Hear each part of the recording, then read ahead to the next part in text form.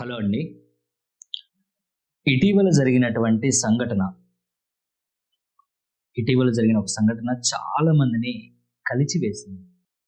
విజయారెడ్డి అనేటువంటి సాఫ్ట్‌వేర్ ఉద్యోగి తన ఇద్దరు పిల్లలతో కలిసి రైలు క్రింద పడి ప్రాణాలను కోల్పోయింది. ప్రాణాలు తీసుకుంది.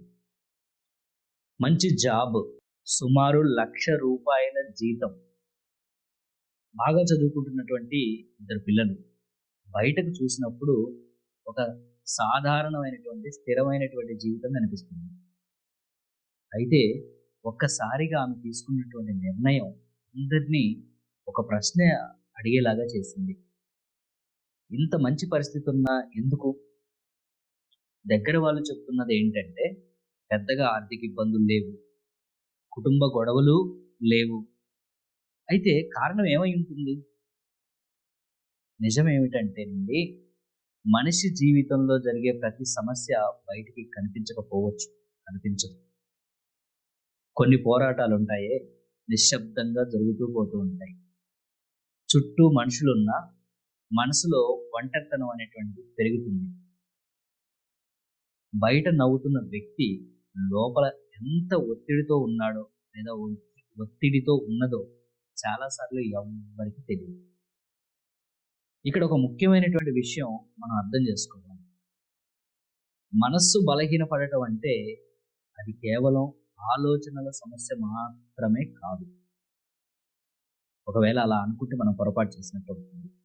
చాలా సార్లు అది మన శరీరం ఇచ్చేటువంటి సిగ్నల్ కూడా అవుతుంది, అలసట అనేది.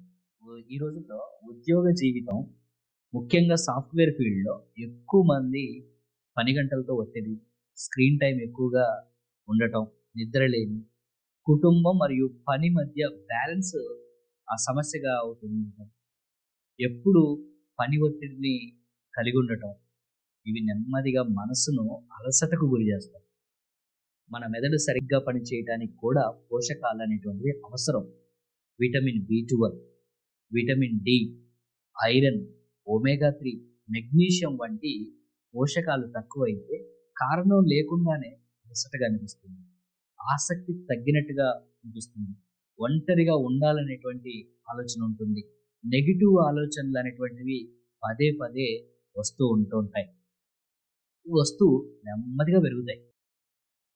ఇది మనకు 3 సమస్యలాగా అనిపించే అవకాశం ఉంది. కానీ చాలా సార్లు అది న్యూట్రిషన్, స్ట్రెస్, హార్మోనల్ ఇంబాలెన్స్ కలయికగా ఉంటుంది. ఈ సంఘటనను విమర్శించడానికి చేయడం లేదు, మన జీవితాన్ని ఒకసారి ఆలోచించడానికి మాత్రమే ఈ వీడియో చేయడం జరుగుతుంది. ఈ రోజుల్లో చాలా మంది ఇలా అంటున్నారు, ఏం లేదు కానీ మనసు బాలేదు. అప్పుడు మనం చేయాల్సింది ఏంటి? అనంటే మాట్లాడటం వాళ్ళతోని, ఒంటరిగా ఉన్నటువంటి వాళ్ళతోని, ఒత్తిడిలో ఉన్న వాళ్ళతోని. వాళ్ళు చెప్పేది వినటం, ఒంటరిగా ఉండనివ్వకపోవటం, ఆరోగ్యాన్ని సీరియస్‌గా తీసుకోవటం. కొన్నిసార్లు ఒక చిన్న సంభాషణ, మీరు వాళ్ళతో చేసే ఒక పాజిటివ్ చిన్న సంభాషణ కూడా పెద్ద మార్పు తీసుకొస్తుంది. మన ఆహారం పూర్తిగా పోషకాలు ఇవ్వలేని కాలంలో ఉన్నాం. అలాంటి కాలంలో జీవిస్తున్నాం, బ్రతుకుతున్నాం. అందుకే సరైనటువంటి ఆహారం, అవసరమైతే నిపుణుల యొక్క సలహాతోని మంచి సప్లిమెంట్స్, సరైనటువంటి నిద్ర, సూర్యరశ్మి, వ్యాయామం, ఇవి తప్పకుండా చేయాలి. ఇవేం లగ్జరీ కాదు, ఇప్పుడు అవసరం. మనసు స్ట్రాంగ్‌గా ఉండాలంటే శరీరం కూడా స్ట్రాంగ్‌గా ఉండాలి. మీరు లేదా మీకు తెలిసిన ఎవరైనా ఎప్పుడైనా ఎప్పుడు బాధగా అనిపిస్తే, ఒంటరిగా అనిపిస్తే దయచేసి వాళ్ళతో మాట్లాడండి. మౌనంగా ఉండొద్దు. మన ఆరోగ్యం అంటే కేవలం శరీరం కాదు, మనస్సు కూడా. మనం బాగుంటే మన కుటుంబం కూడా బాగుంటుంది.